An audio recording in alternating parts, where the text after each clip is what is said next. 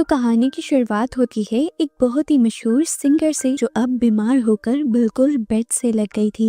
उसके बच्चे भी साथ थे और सबसे बड़ी बेटी का नाम रीमी था। ये लोग अपनी पूरी जमा पूंजी अपनी मॉम पर लगा चुके थे, पर पिछले 1 साल से उनकी हालत में कोई सुधार नहीं आया था। उनकी वजह से इन सब की लाइफ रुक सी गई थी। इसीलिए रीमी ने फैसला किया कि सब अपनी रूटीन के काम किया करेंगे और मॉम के पास एक बेल रख दी जाएगी। जब जरूरत होगी तो वो बुला लिया करेंगी। बच्चे भी स्कूल वापस जाने लगे। उनका चौथा बेटा टोनी उनसे बहुत प्यार करता था, क्योंकि मॉम ने हमेशा सब बच्चों से ज्यादा उसका ख्याल रखा था। रोज घर आकर वो मॉम के बाल बनाता था, पर आज बाल बनाते हुए कुछ अजीब हुआ। उसके सारे बाल कंघी के साथ उतर कर आने लगे। अचानक ही जोर से हवा चली और खिड़की खुल गई। बिना डरे उसने जब खिड़की बंद की तो देखा कि मॉम बहुत डरते हुए खिड़की को देख रही थी, जैसे वहाँ पर उन्होंने कोई भूत देख लिया हो। वो भी डर कर फिर चला जाता है। अगले दिन दोपहर में भी ऐसा ही सीन होता है। रिनी जब मॉम को खाना देने के लिए आती है तो देखती है कि मॉम की आंखें छत के कोने को घूर रही थी और डर भी रही थी। रिनी जब जाने लगी तो मॉम ने उसे रोकने के लिए सारे बर्तन गिरा दिए और जोर जोर से बेल बजाने लगी। पर रिनी को लगा कि मॉम की हालत ज्यादा खराब है, इस वजह से वो पैनिक कर रही है। इसलिए वो दोबारा मॉम को मेडिसिन देकर सुला देती है। खाने के टेबल पर बात करते हुए टोनी ने भी रिनी को बताया कि कल मॉम बहुत ज्यादा डर रही थी खिड़की को देखकर। रिनी ने तो आज खुद भी नोट किया था, इसलिए वो जाकर अपने डैड से कहती है कि हमें ये घर छोड़ देना चाहिए, पर डैड ऐसा करने से मना कर देते हैं। आधी रात में रिनी देखती है कि डैड उसकी मॉम के साथ कोई सीक्रेट बातें कर रहे थे और उसके जाते ही चुप हो गए। रिनी भी वापस अपने रूम में चली जाती है और सो जाती है। आधी रात में उसकी आंख खुलती है मॉम की बेल से। जब वो अपनी मॉम को चेक करने के लिए उनके रूम में गई तो देखा कि मॉम अपने ऊपर बड़ा सा सफेद कपड़ा डाले खिड़की के पास खड़ी थी। वो हैरान भी हुई और खुश भी। उसे लगा कि मॉम ठीक हो गई हैं और चलने फिरने के काबिल भी हो गई हैं। लेकिन जैसे ही उसने मॉम के कंधे पर हाथ लगाया तो दोबारा बेल जोर जोर से बजने लगी। उसने देखा कि मॉम इस टाइम बेड पर थी और ये देखकर वो बहुत ज्यादा डर गई। जब उसने पीछे मुड़कर वापस देखा, जो औरत पहले खिड़की के पास खड़ी थी वो भी यहाँ नहीं थी। ये देखते ही डर कर उसकी आंख खुल जाती है और पता चलता है कि बस ये उसका एक डरावना ख्वाब था। आंख खुलते ही उसे मॉम के कमरे से सच में घंटे की आवाज आती है। वो मॉम के कमरे में गई तो सब कुछ बिल्कुल उसके ख्वाब जैसा था। मॉम खुद उठकर खिड़की के सामने खड़ी हुई थी। उसने जल्दी से बेड पर देखा, बेड पर मॉम नहीं थी। इसका मतलब था कि खिड़की के पास जो खड़ा था वो सच में उसकी मॉम नहीं थी। वो जाकर जैसे ही अपनी मॉम को टच करती है तो उसकी मॉम उसी के हाथों में गिर जाती हैं और तड़प तड़प कर उसी टाइम मर जाती हैं। अगले दिन उनका फ्यूनरल भी हो जाता है और सबको लगता है कि अब सब कुछ ठीक हो जाएगा, नॉर्मल हो जाएगा, पर ऐसा नहीं होता। रिनी का 5वां भाई आधी रात में उठता है तो अपने घर के पास वाले ग्रेवयार्ड के अंदर एक साया दिखता है और जोर से चिल्ला देता है। दूसरी तरफ टोनी को भी मॉम के ही कमरे से उनकी बेल की आवाज सुनाई देती है। टोनी अपनी मॉम के रूम में गया तो लाइट ऑन करते ही उसने देखा कि घंटी हवा में खुद ही हिल रही थी। कि देखकर वो इतना ज्यादा डर गया कि आकर अपने बिस्तर में छुप गया। अगली सुबह जब वो उठा और रोज के मुताबिक जब उसने रेडियो ऑन किया तो रेडियो में भी गाने के बजाय घंटी की ही आवाज सुनाई देने लगी। डरकर वो रेडियो बंद कर देता है, लेकिन अगले ही पल वो देखता है कि उसकी मॉम का कॉम यानी कंघा उसके हाथ में आ गया था, जिससे वो अपनी मॉम के बाल बनाया करता था। डरकर वो उसे भी छोड़ देता है। डरते हुए उसने लाइट ऑन की तो लाइट के ऑन होते ही रेडियो में से बेल की आवाज भी आना बंद हो गई और कमरे में से वो कंघी भी गायब हो गई। टोनी को लगा कि जरूर उसकी मॉम की चीजें हैं और उसकी मॉम इन चीजों के बगैर अपनी आखिरी मंजिल में आराम नहीं कर पा रही। इसलिए अगले दिन जाकर वो इन सारी चीजों को अपनी मॉम की ग्रेव में उनके साथ दफन कराता है। इधर रात में टोनी के दोनों छोटे भाई वॉशरूम जाने के लिए उठते हैं। उन्हें रास्ते में लगी अपनी मॉम की पिक्चर से बहुत ज्यादा डर लगा करता था, तो इन्होंने फैसला किया कि ये लोग अपनी मॉम की ही पिक्चर को ढक देंगे। एक बड़ी सी चादर लेकर ये लोग अपनी मॉम की फोटो की तरफ उछालते हैं, लेकिन चादर गिरती है तो फोटो के बजाय किसी अनदेखी चीज को ढक देती है, जैसे यहाँ पर कोई इंसान या भूत हो। ये देखकर दोनों डरकर जोर जोर से चिल्लाने लग जाते हैं और जब इनकी चीखें सुनकर बाकी सब लोग यहाँ पर आते हैं तो देखते हैं कि यहाँ पर सब कुछ नॉर्मल था और वो चादर तस्वीर के ऊपर ही गिरी हुई थी। लेकिन बच्चे बताते हैं कि हमने खुद देखा है यहाँ पर कोई और था जो हमारी तरफ बढ़ भी रहा था। रीनी काफी ज्यादा परेशान हो जाती है और समझ जाती है कि उनकी मॉम ही मरने के बाद आजाद नहीं हुई और इसी घर में घूम रही हैं। उनकी सोल की आजादी के लिए वो अगले दिन प्रेयर भी करवाती है, जहाँ पर उससे उसका नेबर आंद्रे मिलता है, जो उसे एक शॉकिंग बात ये बताता है कि मैंने तुम्हारे मॉम के फ्यूनरल पर एक भयानक एंटिटी को देखा था और वही एंटिटी मैंने तुम्हारे घर पर भी कई बार देखी है। असल में आंद्रे और उसके डैड दोनों साइकिक मीडियम थे, यानी वो लोग ना सिर्फ मरे हुए लोगों को और दूसरी क्रिएचर्स को देख सकते थे बल्कि उनसे कम्युनिकेट कर सकते थे, बात कर सकते थे। पर रीनी क्योंकि इन बातों को नहीं मानती थी, इसीलिए उसने एंड्रे को अपने घर बुलाया ही नहीं। पर अब रीनी जब घर आई तो उसे अपनी ग्रैंड माँ कहीं नहीं मिल रही थी। कुछ देर पहले वाले सीन में हमें दिखाया गया कि रीनी की ग्रैंड माँ, जो भी हर वक्त बैंक पे ही रहती थी और चलना फिरना भी व्हील चेयर पर करती थी, वो उठकर चलने लगी थी और बाथरूम की तरफ गई थी। फिर दोबारा हमें दिखाया जाता है कि रीनी ग्रैंड माँ को पूरे घर में ढूंढ रही थी और यहाँ रीनी का छोटा भाई वॉशरूम में गया था और वॉशरूम में जाते ही वो जोर जोर से चिल्लाने लग जाता है। रीनी और उसकी पूरी फैमिली उसे चेक करने के लिए आती है तो वो बताता है कि ग्रैंड माँ कुएं के अंदर है, उन्होंने कुएं के अंदर जंप करके अपनी जान दे दी है। ग्रैंड माँ की डेड बॉडी को ये लोग बाहर निकाल लेते हैं और उनका फ्यूनरल भी हो जाता है। पर वो बच्चा जिसने ग्रैंड माँ की लाश को कुएं के अंदर देखा था, वो बिल्कुल सदमे में चला जाता है और कई दिन तक तो वो बुखार में ही तड़पता रहता है। रीनी भी काफी डिप्रेस हो चुकी थी अपने घर में होने वाली 2 मौत की वजह से। वो दुख में ग्रैंड माँ का कमरा देख ही रही होती है कि उसे टेबल पर एक लेटर मिलता है।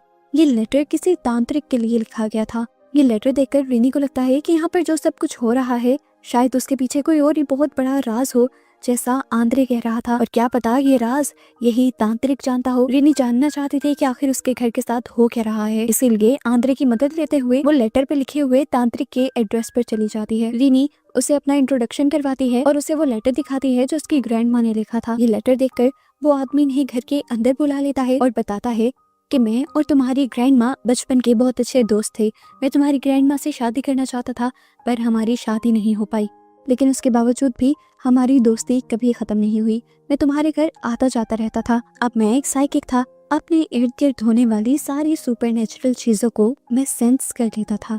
मैं ये बात जानता था कि तुम्हारी मॉम माँ नहीं बन सकती, लेकिन फिर जब मैं सालों बाद तुम्हारे घर आया तो उसके पास 4 बच्चे थे और मुझे ये बात पता चल गई कि उसने ये 4 बच्चे एक रिचुअल करके हासिल किए हैं, एक जादू से हासिल किए हैं। पर वो नहीं जानती थी कि ये जादू एक अच्छा जादू नहीं है बल्कि शैतान से किया गया एक कॉन्ट्रैक्ट है। ये तांत्रिक रीनी को एक ऐसी बुक देता है जिसमें उस रिचुअल के बारे में सब कुछ लिखा हुआ था जो उसकी मॉम ने किया था। घर आकर रीनी और उसका भाई ये किताब पढ़ने लग जाते हैं और इन्हें पता चलता है कि एक शैतान अपने शैतानी बीजों की मदद से किसी भी औरत को माँ बना सकता है, लेकिन इसके बदले वो औरत के चौथे बेटे को बलि के तौर पर वापस ले भी लेता है। अपना चौथा बच्चा पैदा होने के बाद रीनी को भी इस सारे जादू की सच्चाई पता चल गई थी जब शैतान के कल्ट के मेंबर उसके चौथे बच्चे को लेने के लिए आए थे, जिसका वो बहुत ज्यादा ख्याल भी रखती थी क्योंकि वो जानती थी कि कल्ट के मेंबर उसे ले जाएंगे।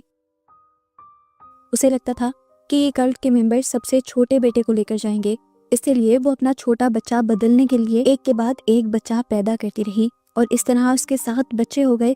लेकिन 7वां बच्चा पैदा करने पर उसकी हालत इतनी खराब हो गई कि वो बेड से जा लगी। इस टाइम रीनी और उसका चौथा भाई ही सब कुछ पढ़ रहा था। वो डर जाता है ये कहते हुए कि आज से 4 दिन बाद मेरा बर्थडे है, पर रीनी ऐसी बातों पर एतबार करने से मना कर देती है और कहती है ऐसा कुछ भी नहीं होगा। खैर रात हो जाती है, सब सो जाते हैं। रीनी का सबसे छोटा भाई जब वॉशरूम जाने के लिए बाहर निकलता है तो वॉशरूम का दरवाजा खोलने पर उसे वॉशरूम के अंदर अपनी मॉम की सोल खड़ी दिखाई देती है। डर से उसका बुरा हाल हो जाता है। वो जब यहाँ से भागने की भी कोशिश करता है तो उसे ऐसा महसूस होता है कि जैसे किसी ने पीछे से उसकी शर्ट पकड़ ली थी, पर शर्ट तो असल में एक कील से फंस गई थी और उसकी मॉम जैसी वो एंटिटी अब लंबे लंबे हाथों के साथ दरवाजा खोलकर उसके पास आने लगी।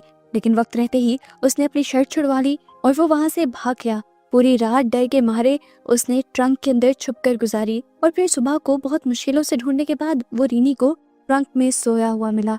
रीनी अब अपने भाइयों के लिए बहुत ज्यादा परेशान थी। इन सारी मुश्किलों को दूर करने के लिए वो प्रेयर करने का सोचती है और प्रेयर करते हुए उसे अपने पीछे कोई महसूस होता है और हमें दिखाया जाता है कि वहां पर एक एंटिटी ही थी जिसने रात उसके छोटे भाई को भी तंग किया था। रीनी ने प्रेयर एंड करते ही जब पीछे देखा तो पीछे कोई भी नहीं था और जब उसने मुंह वापस आगे किया तो वो एंटिटी उसी के स्कार्फ के अंदर आ गई थी। वो इतनी जोर से चिल्लाई कि सारे घर वाले यहाँ आ गए।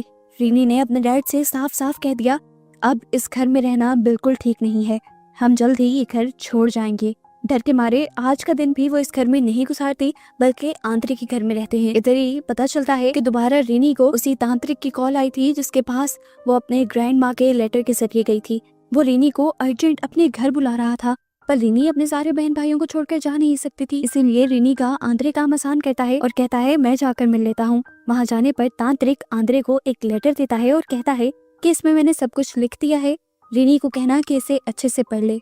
आंद्रे जब लेटर लेकर वापस आ रहा था तो एकदम से उसकी बाइक के सामने कोई एंटिटी आ गई, जिसे वो बचाने लगा पर खुद बाइक से गिर गया। जिसके बाद फौरन ही यहाँ पर एक ट्रक आया जो आंद्रे को कुचल गया और आंद्रे की इस सब में मौत हो गई। साफ जाहिर था कि तांत्रिक ने जो कुछ भी लिखा था, कोई नहीं चाहता था कि ये सारी बातें रीनी को पता चलें। आंद्रे के फ्यूनरल के लिए आंद्रे को घर लाया जाता है और घर आते ही उसके पॉकेट से कुछ गिरता है जिसे रीनी उठा लेती है और इस तरह तांत्रिक का मैसेज रीनी तक पहुंच जाता है। आधी रात में रीनी अपने घर की जब खिड़कियां बंद कर रही थी तो उसे आंद्रे की सोल घर के बाहर खड़ी दिखाई दी। वो डर गई और जब जल्दी से विंडो को बंद करने लगी तो बाहर से किसी ने उसका हाथ पकड़ लिया और पूरी ताकत से वो उसे बाहर खींचने लगा। वो जोर से चिल्लाई और यहाँ उसके बहन भाई उसे बचाने के लिए आ गए। बहुत जोर लगाने के बाद इन्होंने आखिर रीनी को तो बचा ही लिया, पर अब ये लोग बहुत ज्यादा डर चुके थे। रीनी कहती है अपने डैड से, हम कब इस घर को छोड़कर जाएंगे, जब हम सब मर जाएंगे। डैड उन्हें तसल्ली देते हैं कि सुबह होते ही वो घर को छोड़ देंगे, पर रात में भी बहुत कुछ बुरा हो जाता है। टोनी जब अपने सबसे छोटे भाई को लेकर वॉशरूम के लिए जाता है तो एकदम से वॉशरूम का दरवाजा अंदर से लॉक हो जाता है। शोर मचाकर वो सबको यहाँ पर बुला लेता है पर दरवाजा नहीं खुलता। रीनी के डैड को ये दरवाजा तोड़ना पड़ता है और अंदर जाने पर उन्हें अपना बेटा कहीं पर भी नहीं दिखता। उसके बेटे को किसी ने उठाकर कुएं में फेंक दिया था। अपने बेटे की जान बचाने के लिए फौरन रीनी के डैड कुएं में जंप कर देते हैं और अपने बेटे को लेकर बाहर निकल आए।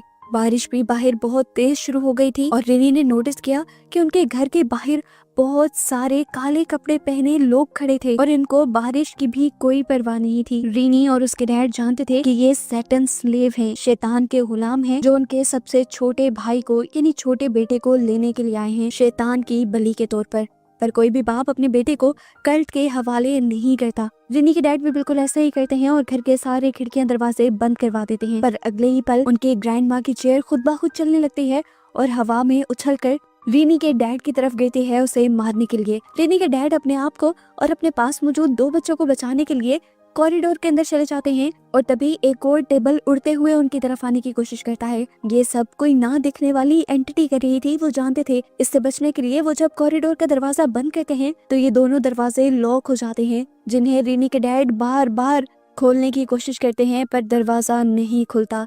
बाहर हमें फाइनली उस एंटिटी को दिखाया जाता है जो काले कपड़ों में यहाँ खड़ा था। वही ये सब कुछ कर रहा था। उसे देखकर छोटे बेटे ने छुपने की कोशिश की पर उस एंटिटी ने पूरी ताकत दिखाते हुए उसे अपनी तरफ खींच लिया। उसके दूसरे भाई ने जब ये देखा तो अपने भाई को बचाने के लिए उसने उसे पकड़ने की कोशिश की पर वो भी नाकाम हो गया। शैतान उसे यहाँ पर ही फेंक कर खुद बाहर चला गया। जिसके बाद कॉरिडोर के भी दरवाजे खुल गए और ये लोग जब बाहर आए तो देखा कि इनका बेटा जा चुका था। इन्हें बहुत ज्यादा दुख हुआ पर अब इन्हें ये भी पता था कि अब वो शैतान इन्हें तंग नहीं करेगा क्योंकि उनका मकसद पूरा हो गया है। रीनी के डैड बेचारे बाहर खड़े उन सैटन स्लेव्स को देखते रहते हैं जो कि उनके घर के बाहर लाल रंग के बीज फेंक जाते हैं। अगले दिन यही बीज रीनी देखती है पर रीनी ये अंदाजा नहीं लगा पाती कि इन बीजों का मतलब क्या था।